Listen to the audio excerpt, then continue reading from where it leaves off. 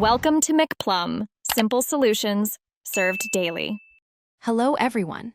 In this video, I will explain how to play Roblox in a mobile browser. While Roblox usually requires you to download its dedicated application for mobile devices, there is a clever workaround. Cloud gaming platforms provide a fantastic browser-based alternative.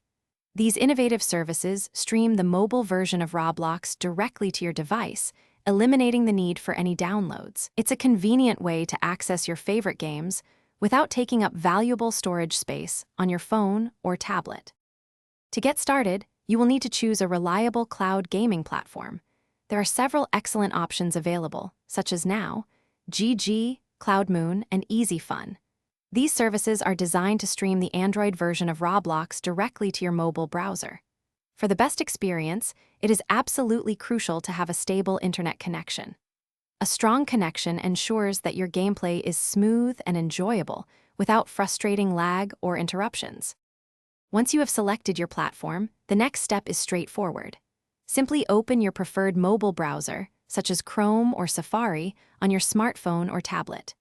Then, navigate directly to the website of the cloud gaming service you chose. Within the platform, use the search function to find Roblox and click to launch the game.